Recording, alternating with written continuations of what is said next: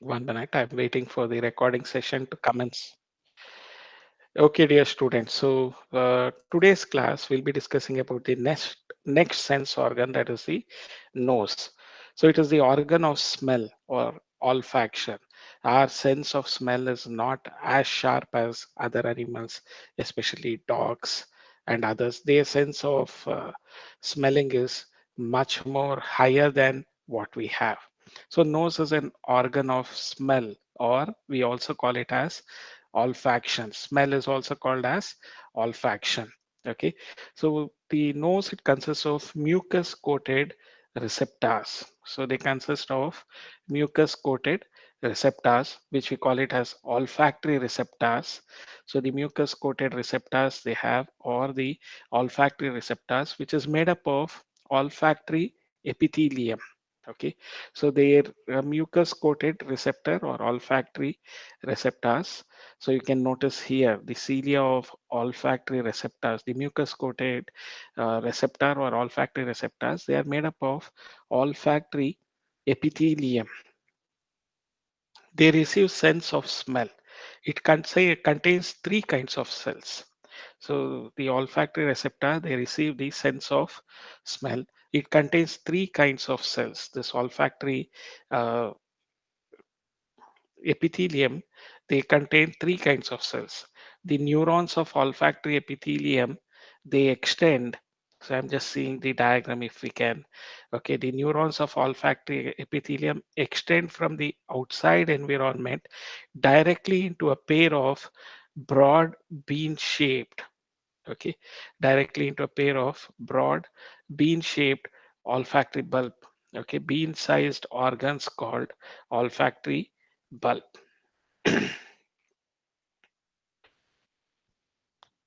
Okay, here you can see that the neurons of olfactory, this diagram best explains it. So the neurons of olfactory epithelium extend from the outside environment directly into a pair of broad bean sized organs called as olfactory bulb. Okay, so these are extensions of the brain limbic system. So the olfactory bulbs are the extensions of the brain limbic system. So the neurons of olfactory epithelium, they extend from the outside environment directly into a pair of, so there is a pair of broad bean sized organs called as olfactory bulb. So into a pair of broad, this is the olfactory bulb, this is the bone. Okay, so broad bean shaped, a pair of broad bean shaped uh, bean sized organs called as olfactory bulb. So here you can notice this olfactory bulb. Okay, these are extensions of the brain's limbic system. So limbic system of the brain, these are the extensions of the limbic system. So you can notice that the olfactory bulb, which is a pair of broad bean sized organs, not bean shaped, bean sized organ. So broad, a pair of broad bean sized organs which has a direct, or this is called as olfactory bulb. So these are extensions of the brain's limbic system of the brain. So this olfactory bulb are the extensions of the limbic system of the brain. So you can understand it better. So the neurons of olfactory epithelium, uh, they extend from the outside environment directly into a pair of, so this is the olfactory bulb. So that is here, directly into a pair of olfactory broad bean sized uh, organs, which we call it as olfactory bulb. So these are extensions of the olfactory bulbs are the extensions of the brain's limbic system. So this sentence can be best explained with this diagram. So these diagrams are not required for us. So the smell of rose. So you are smelling it just like Akbar or Birbal or any emperor. So you are smelling the rose. So the sense of smell is taken up to the receptors. So the mucus coated receptors or olfactory receptors, which are made up of olfactory epithelium. Okay, the olfactory epithelium extend from the outside environment directly into the a pair of broad bean-sized organs called olfactory bulb. Okay, so these are extensions of the So the neurons of olfactory epithelium, they are going to extend into the olfactory bulbs, which are extensions of the limbic system, brain's limbic system. So this is how the sense of smell is taken up and analyzed by our brain. So the next sense organ is tongue. So this is the tongue is the organ of taste. Okay.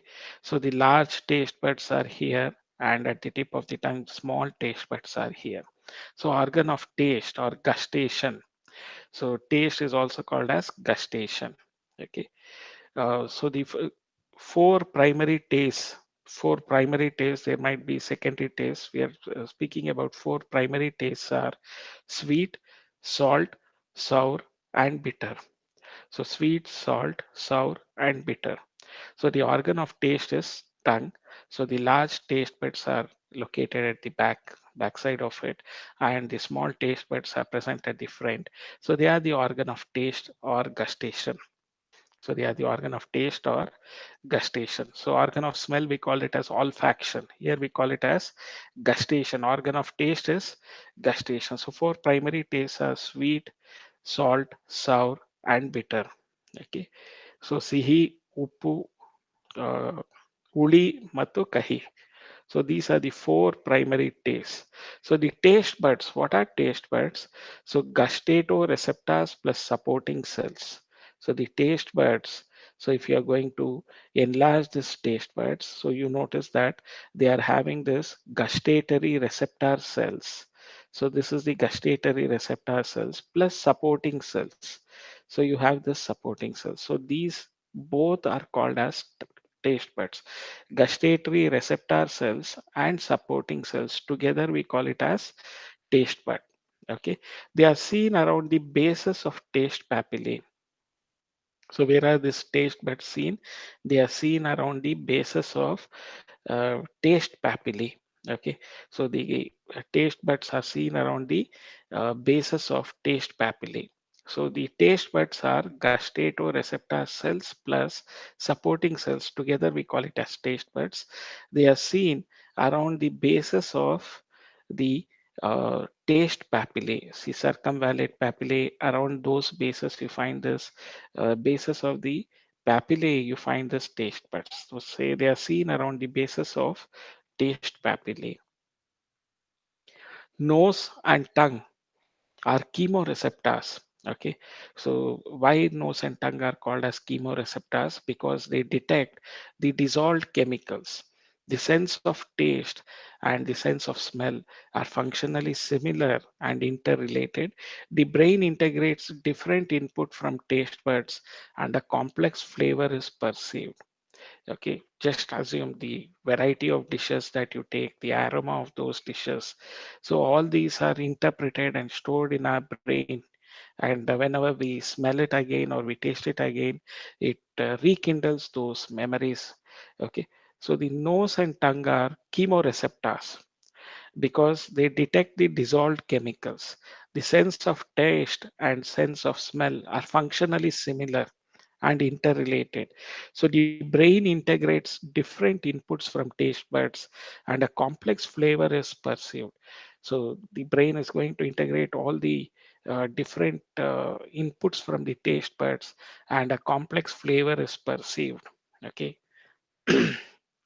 Next time you are having delicious food and you are appreciating the food as a foodie, so remember, so there is a lot of work being done by the uh, tongue and the taste buds. They are going to send this input from taste buds, they are received by this uh, the brain, and a complex flavor is perceived.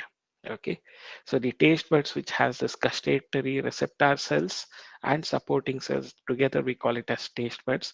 They are seen at the base of the taste, around the bases of taste papillae. Okay.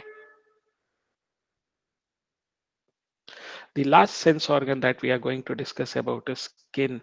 So this diagram might be required. So I'll be so the skin diagram of it. The largest sense organ in our body is skin. It is present throughout our body. Okay, the largest sense organ.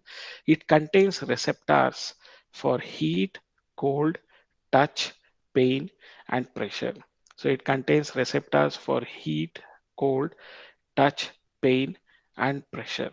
Okay, so if you look into the diagram of the epidermal skin, so they have a hair shaft, then there is epidermis. So this entire region, the hair shaft, and here the uppermost region, both of them we together call it as epidermis region. This is the epidermis region. Okay, so then you find the sebaceous gland, which or sweat glands, what we call it as the sebaceous glands. Then you have this sweat pore. So the sweat pores are there. The sweat glands, sebaceous glands, they secrete the oily secretions. Okay, the sweat glands secrete the sweat. Okay, so the sweat pore is seen on the skin, hair shafts are seen. This is the epidermis region, and below it, so you find here the dermis region. Below the epidermis is the dermis region, and you have the free nerve endings here, the hair follicle. So hair shaft you are seeing, but the hair follicle is deeply rooted. You can see that they are in the dermal region. So the sebaceous glands are also in the dermal region. Okay, and the erector pili muscles, touch receptor, this green colored one here, what they have labeled is nothing but the touch receptor. So there is also different receptors that are there. Sweat gland, blood vessels are there. So layer of fat, you find below the dermis, you find the layer of fat. So where there are free, there are blood vessels, which are arteries and veins. You can notice them in the fat region. Okay, so this is what is the diagram of a skin. So they have this epidermis, dermis, and layer of fat region. So the epidermis, you can notice this hair shafts, the sweat gland opening, sweat pores. Okay, then sebaceous glands are also going to open up, and below this dermis, epidermis, we have the dermal region where you can notice the sebaceous glands as well as sweat glands. Okay, the hair shafts also can be noticed. We also notice the nerve endings, and the touch receptors and other things are noticed in the uh, in this dermal region. Below the dermal region is the layer of fat. So this is the sectional view of the skin that you have to remember about: epidermis, dermis, and fat layer. So in the dermal region, you find the sebaceous gland. Rather, in the sweat glands are located in the fat layer of fat. The sebaceous glands are located in the dermal region. The hair shaft is present within the dermal region. So there are also erector pili muscles. Then nerve endings are there, so which are touch receptors. So all this you can notice here, and blood vessels are also supplying blood to the dermal region. Okay, so skin is the largest sense organ. It contains receptors for heat, cold, touch, pain, and pressure.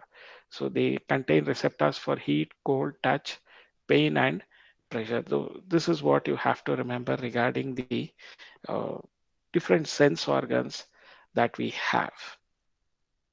Okay, so with that, we wind up with this session of this uh, neural control and coordination. So where we also discussed about the sense organs, 5 sense organs we have described.